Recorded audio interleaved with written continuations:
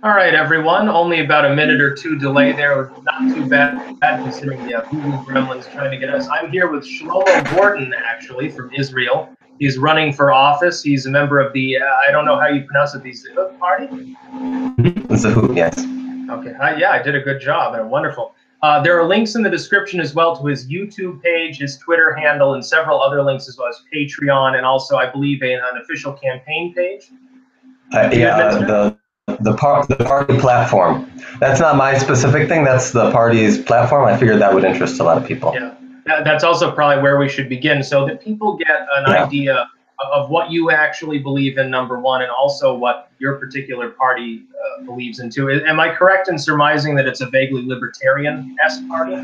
Yes. So the name of the party is Zahut. It actually means in Hebrew identity.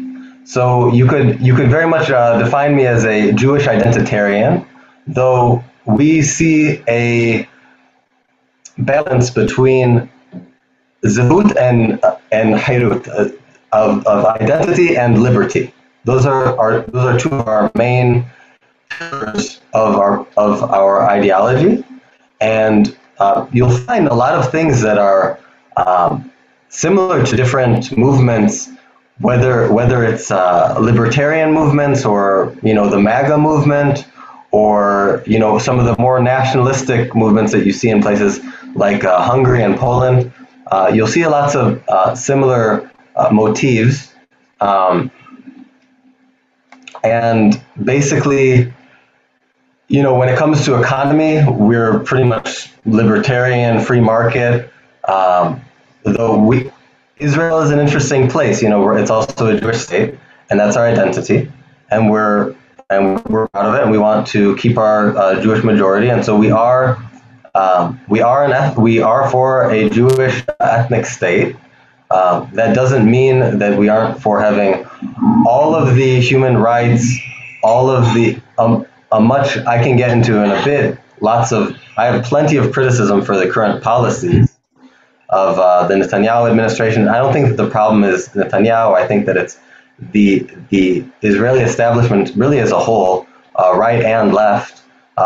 If that sounds familiar to anyone, then you can see that we have the same issue here of basically, to get into that a little bit, basically the right in Israel uses nationalistic feelings, patriotic feelings that the majority of Israeli citizens have, and the left is trying to align itself with the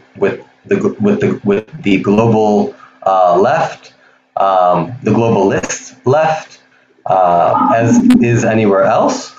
But the right isn't that much better, and it often ends up fulfilling let's just put it this way: if Avi Gabay, who's currently the head of the Israeli Labor Party, was the prime minister, and he was doing the exact same things that Netanyahu is doing, Israelis would be out in the street protesting. But since there's sort of this almost fascistic feeling towards anyone who criticizes Netanyahu or the right-wing government, that you're not allowed, if you're on the right, you're not allowed to criticize them, because they call it lirot betoch hanagmash, shooting inside of the APC. That we're all in the same APC and we're going into war together, and now we're shooting at each other. And that's interesting. That's something I actually wanted to ask. What are your feelings on both the party and yourself as an individual on Trump, because he's good friends with Netanyahu on one hand, but at the same time, I think there's probably at least some of your, I would assume, more populistic or libertarian views. Over here, he's viewed more like that. The left here, also far right, believing in a concept like free speech, not wanting to punch the Nazi, literally. Right. So people who are BBists, who blindly follow him, they actually give Netanyahu credit for stuff that Trump does. They feel Israeli pride because Trump is Netanyahu is like, occasionally will say, he'll be speaking Hebrew and then he'll say, fake news. And he'll say fake news in the middle of me speaking in Hebrew. He'll use those two English words, and then people think, "Oh, fake! He said fake news. He's like Trump." And they realize so he dog whistles a bit to his fans. Yeah, he does it all the time. But as far as actual policies, actual things, Trump is like amazing and like actually advancing this stuff and actually single-handedly taking apart so much of the globalist plan, pushing them back maybe even a decade.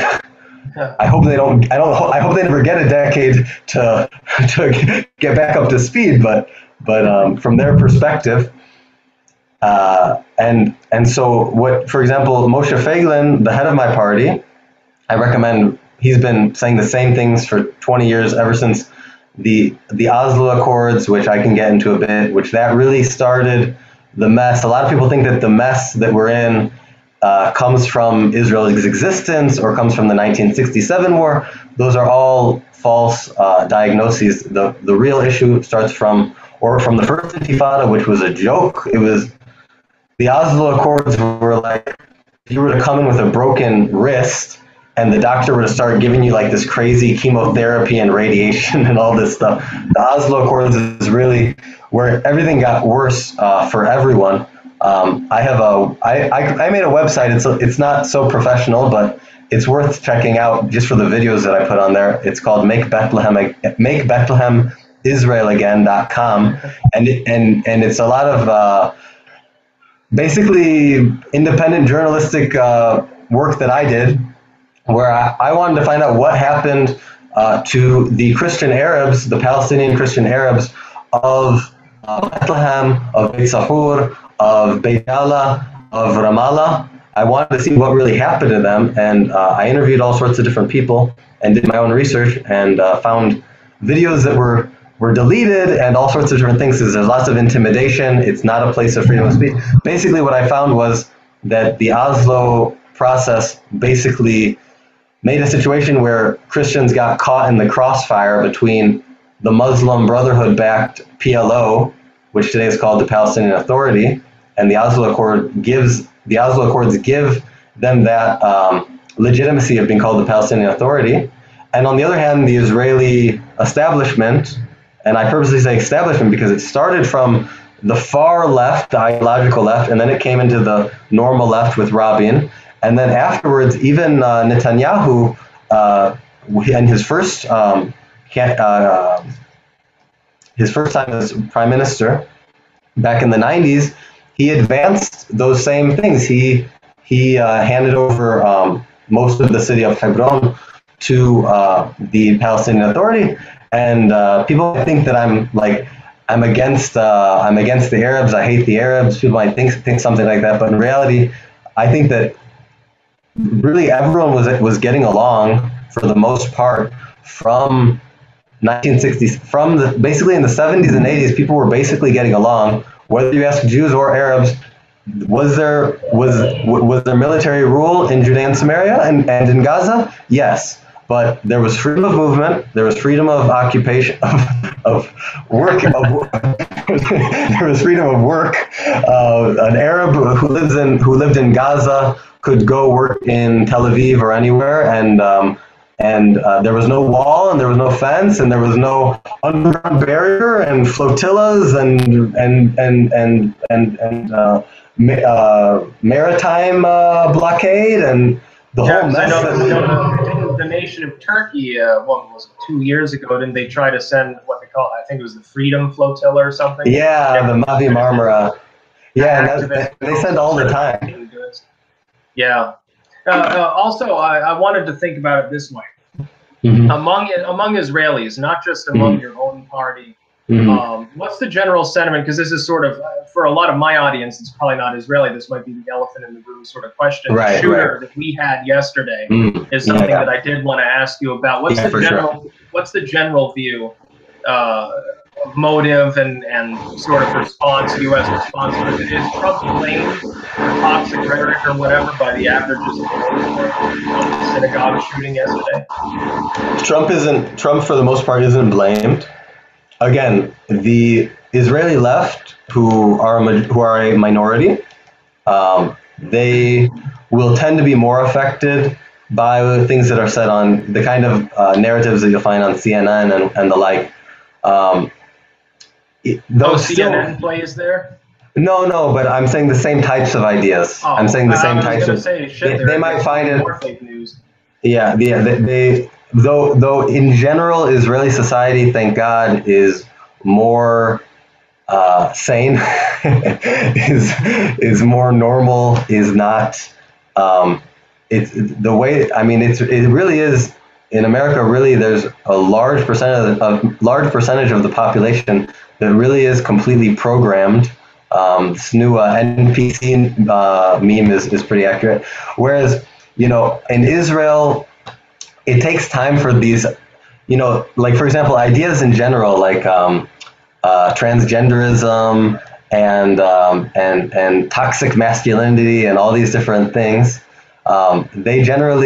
They'll take like 5-10 years after they appear in the West. They'll take like 5-10 years to start popping up in Israel, to start taking hold. And a lot of times, by the time they get here, these ideas start to like be heard in the colleges and stuff. People are like, this is total BS. We don't believe this because I think that Judaism is a big part of it. That Judaism does define, male and female. I mean, it says in Genesis, God created God created them male and female. He created them.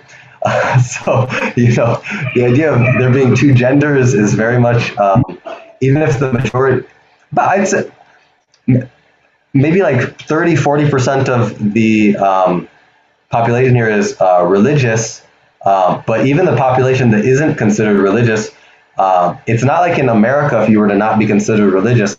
Like a lot of these people, they still have, especially the Middle Eastern Jews, even if you don't see them, wearing a kippah on their head or wearing tzitzit, they'll still have these ideas. They'll still have these more traditional values, and also they're from the Middle East, which generally is a place that's, I mean, the Israel is in the Middle East, and originally we're all from here, but they spent a long exile in Iraq, in Morocco, in Algeria, in Yemen, in Syria, and so they in general those are more traditional cultures, and so Israeli society is very much affected by that, and I see it as a good thing. On the other hand, we're open to Western society, and I think that's also good, but it needs to be balanced. And I've made a couple of videos about that. I wanted to ask something on the topic of censorship. It's actually funny. I don't know if you know this or not, but my channel in YouTube is actually blocked in the nation of Israel. What would the reason for that be? Is it like they think that I'm like literal Nazi, or what? Like under what legal code or something would a YouTube channel be actually blocked in the nation? Something I met someone really recently who really opened my eyes on a lot of stuff, and he really hit the nail on the head. He said, "You can't do everything by force. Not by power and not by force, but in my spirit." That's a quote from the Hebrew Bible.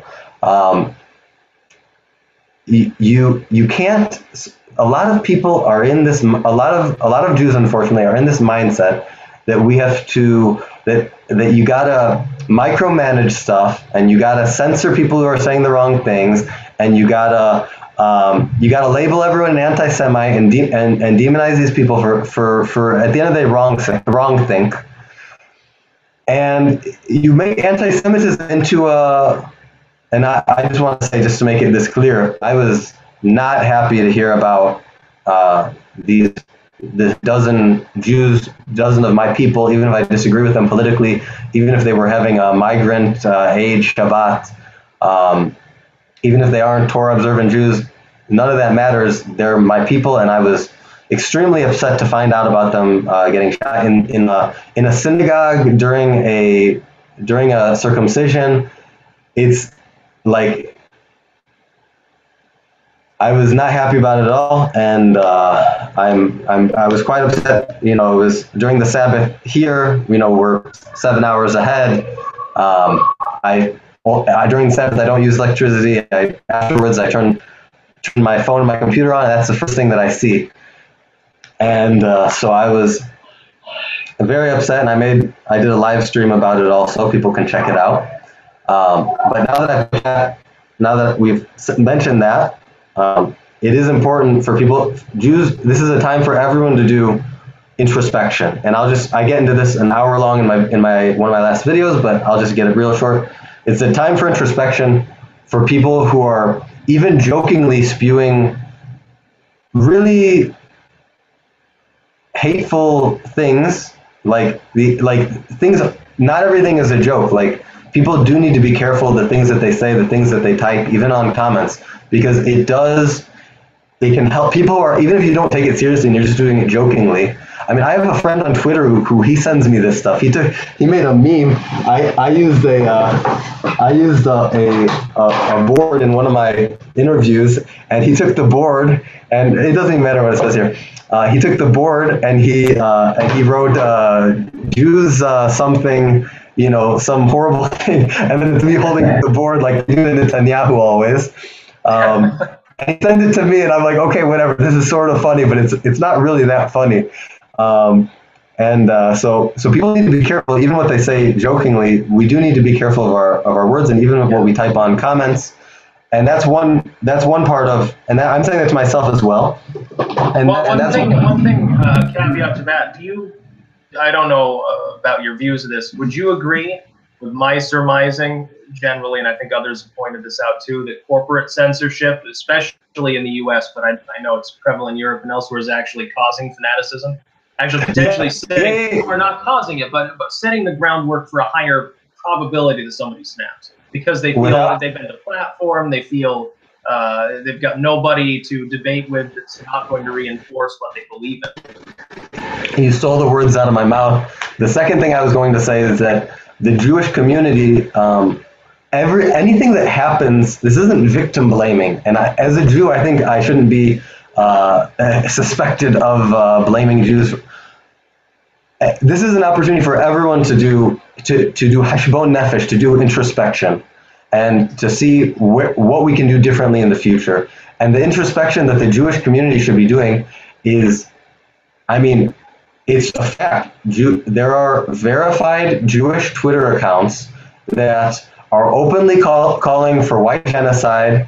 They're openly calling, they're holding a sign saying, "We will replace you." They're talking about how they're saying, "Oh, we Jews use divide and conquer to rule over," and I don't. It's like the fact that they're saying it is almost like I almost prefer that they say it instead of believing it and not saying it. But forget about the fact that they're saying it.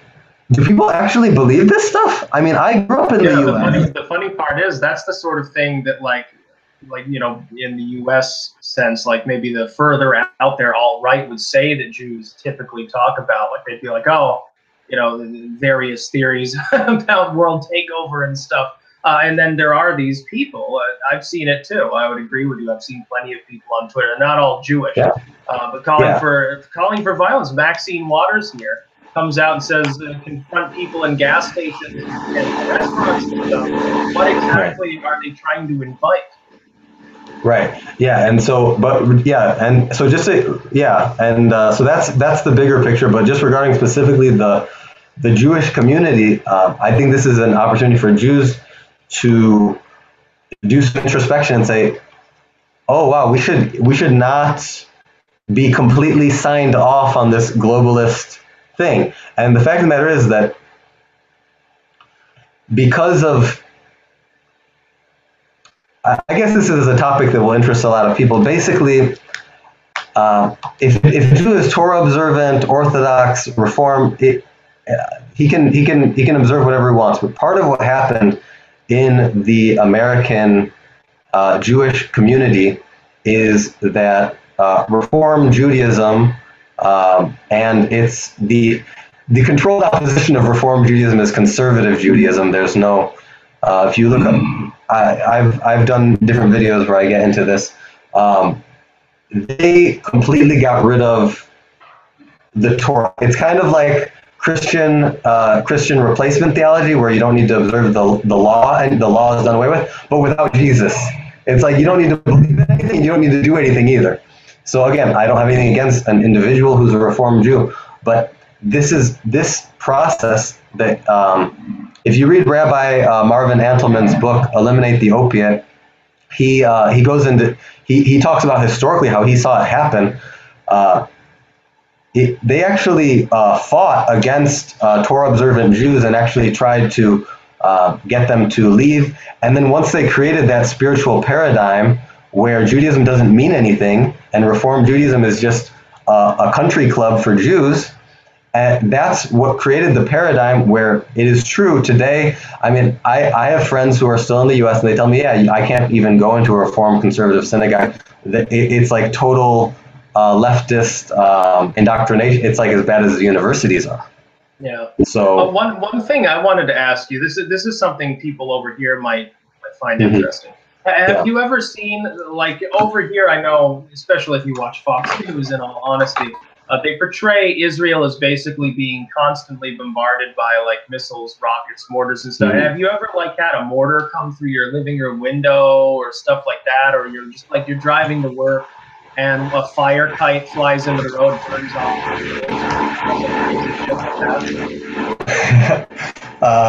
well, I luckily always was living in, I guess, the right place at the right time. You know, I live in Jerusalem now, but a couple years ago there was a bunch of stabbings in Jerusalem, so I wasn't here for that. And you know, I was even in the last operation. I had just gotten out of the army because I served in the IDF. I serve in reserves also. Don't all Israeli males have to for the most part, other than like the extremely religious? Yeah, that's pretty much it. Not everyone's in combat. I was in the armored corps. I'm a tank loader in reserves.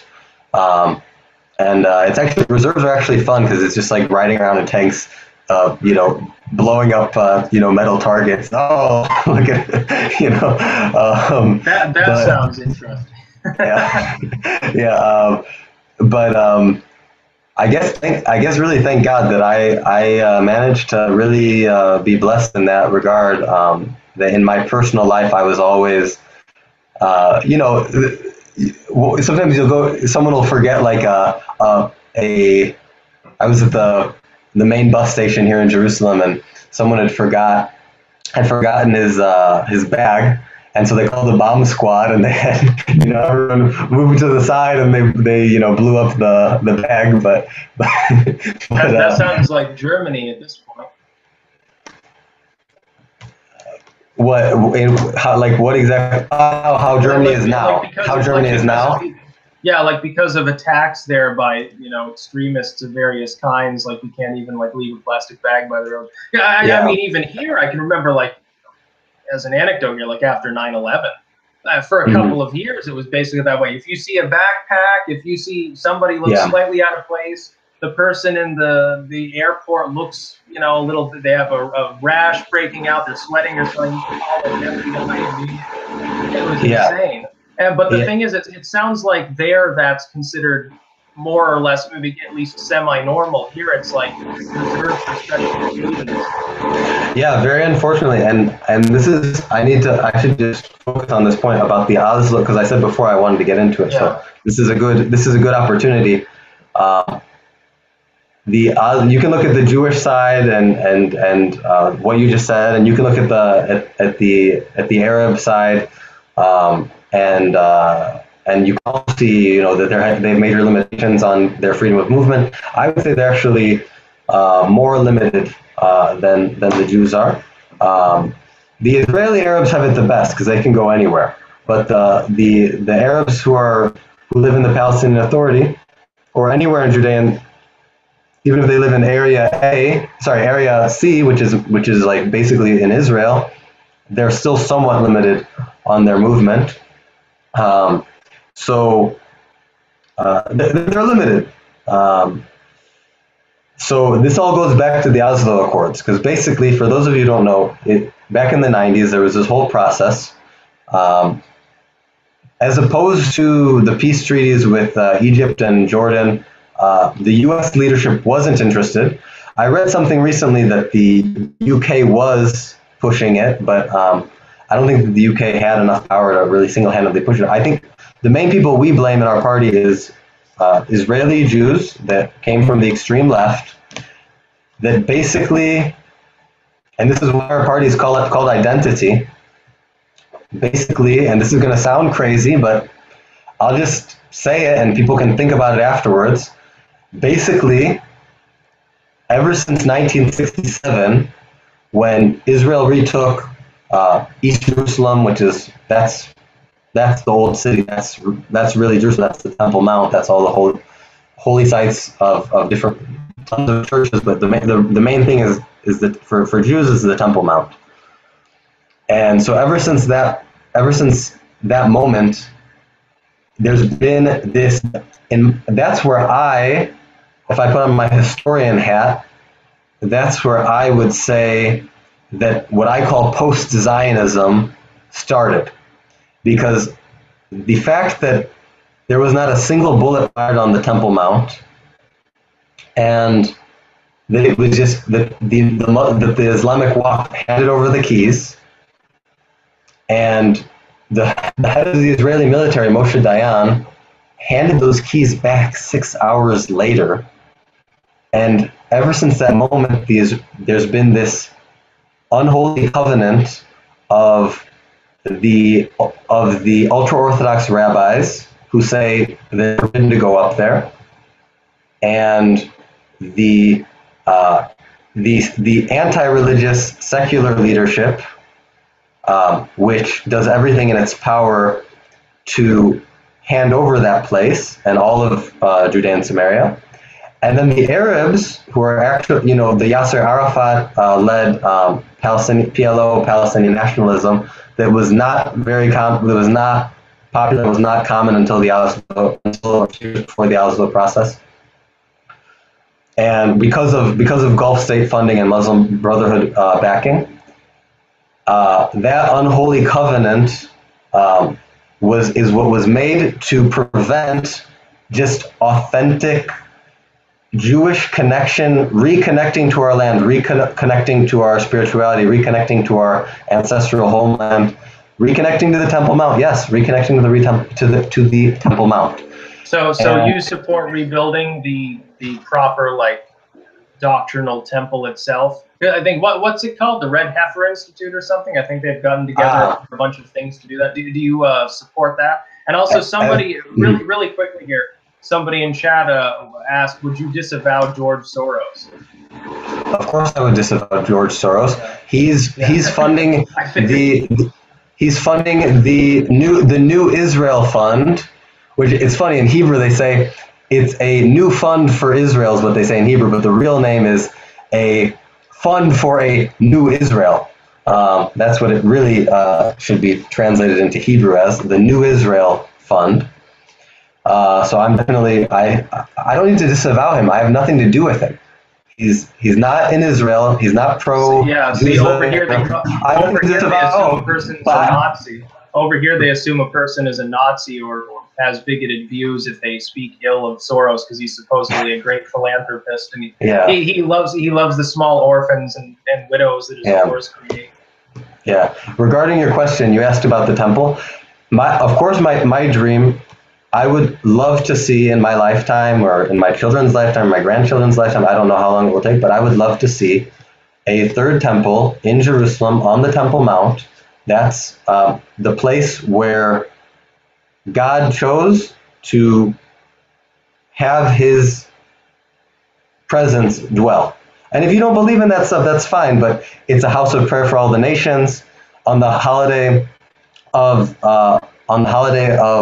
Sukkot, it's a 7-day holiday where there's 70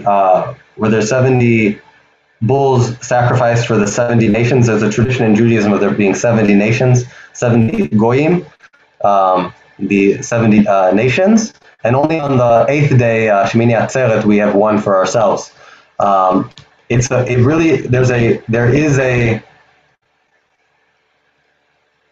more of a, we'll have to, maybe we'll do another show where maybe I can talk more about the temple and why it's important. But that's a dream. That's not something, I think that when Jews do what we're supposed to be doing, if we cancel the Oslo Accords, there's lots of things that we need to do to do what's called Kiddush Hashem, a sanctification of God's name, to have sovereignty, to give all of the liberties to all of the non-Jews who live within our land. It says in the Torah,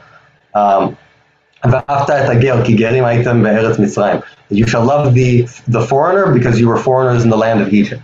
When we actually do that, which we're not doing a good job of now, and we have freedom of movement, all of those liberties.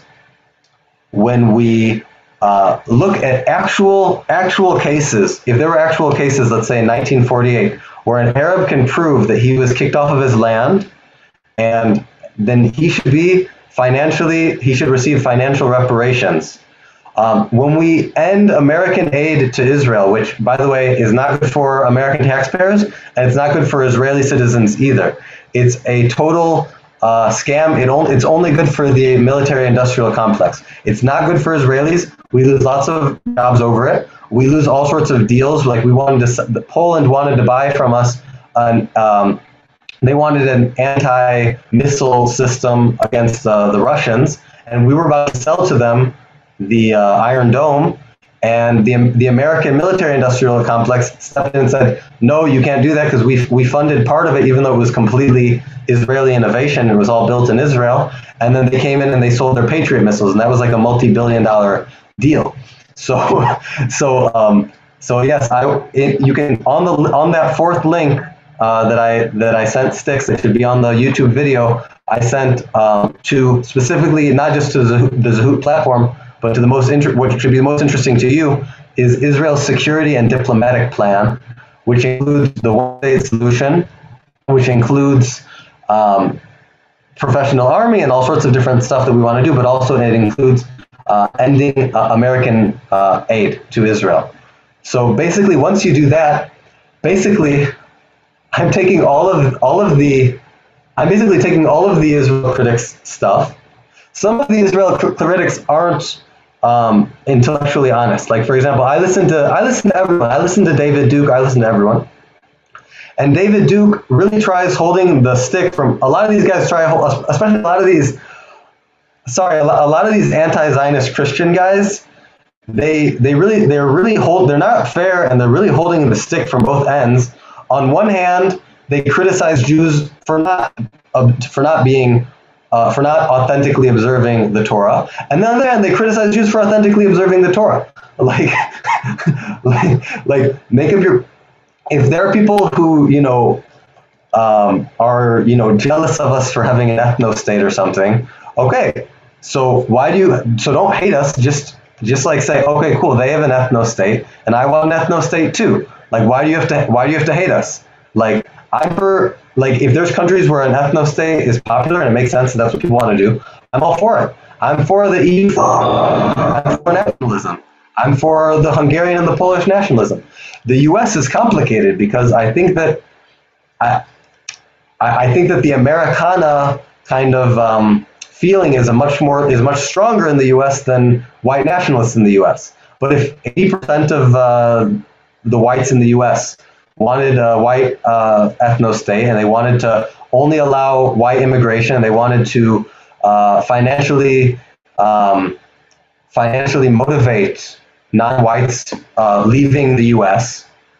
Why should I care about that? If that's what it takes for you to get your country together, go for it. I think that the U.S. is a force of good in the world because it's a large, powerful, free country, and I want to see more countries like that in the world. I don't want to see countries like China that are authoritarian and I don't want to see this, Silicon Valley censorship. I want to see liberty, and I want to see prosperity and free independent nations. It sounds much more libertarian, I think, than a lot of views. Now, in closing, there is one final question. So several people actually have mentioned this in chat before we sort of wrap it up here. Over the Jewish religion, is it possible for anyone to become a Jew?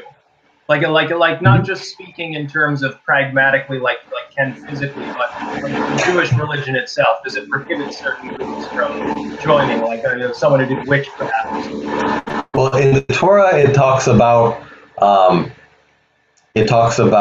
different nations like the Moabites and the Edomites, etc., etc. But today, none of these groups held onto their identity, so there's no way to know. So essentially, essentially anyone can convert to Judaism. He would have to go through rabbinic authorities, and he would have to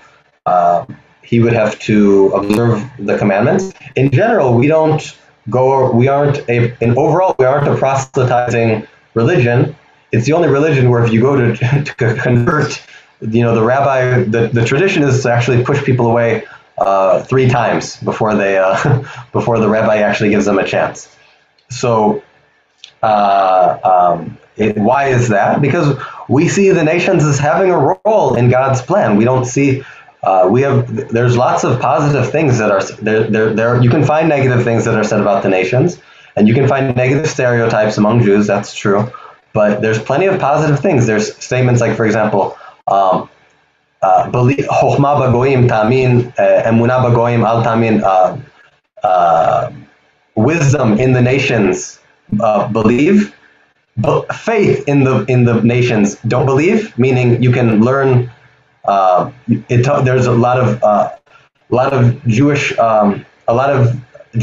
sages in classical antiquity were in contact with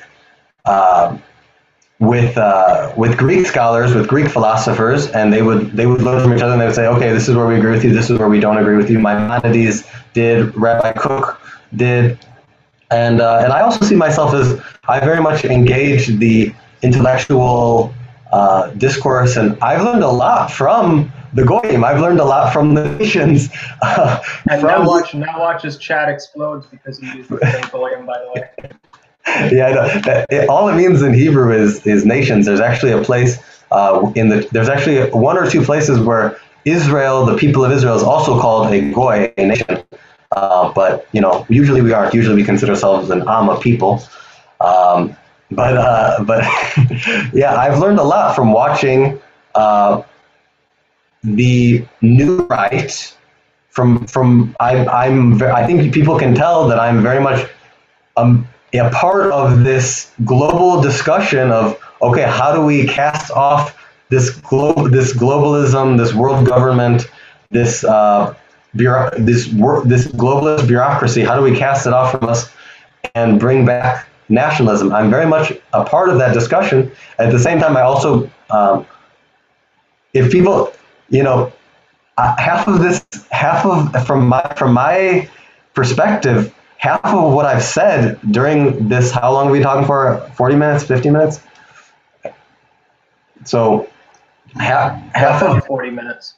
So yeah, for 20 minutes out of that 40 minutes, I feel like I've just been talking, Torah. Like that's what I feel like, but because for me it goes together.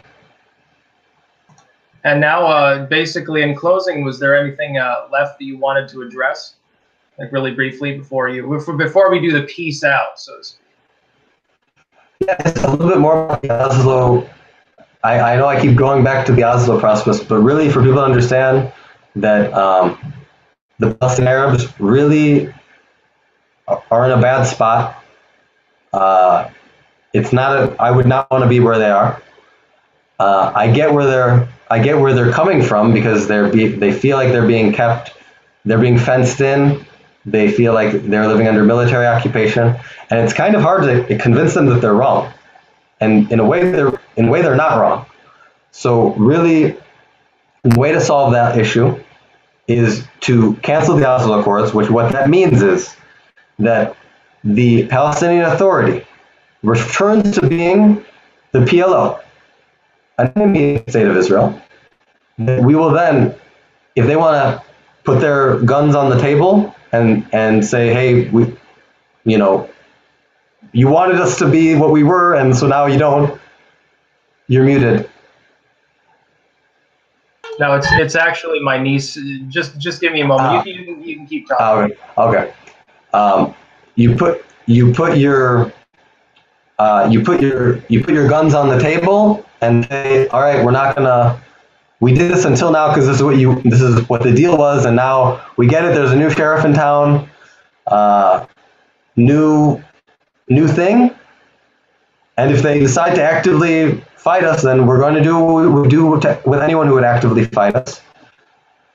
And then to apply the Israeli sovereignty, which means no more military occupation, the Israeli police in Judea and Samaria, the Arabs living there, they can as long as they swear loyalty and that they're not going to fight us, they're not going to wage war against us, they will get the equivalent of an American green card. They will get permanent residency, which is actually based on a Torah idea, but I won't get into that. And the ones who really want to be part of the state of Israel and want to be like the Druze community that are loyal to the Jewish state and serve in the military, and they want to take the responsibilities and not just the benefits, they will be able to have a path to receive full citizenship. And for those who don't wish to live under the state of Israel, whether they are currently whether they're in 1948 Israel or in Judea and Samaria or in Gaza, if they do not wish to live under the state of Israel, that's perfectly fine with us. We will help them find somewhere else to go. We will help them sell their property without being rushed out, in due time. Sell their property. They'll receive help in getting to the front of the line in immigrating to any other country, whether it's a Middle Eastern country or a libtarded country.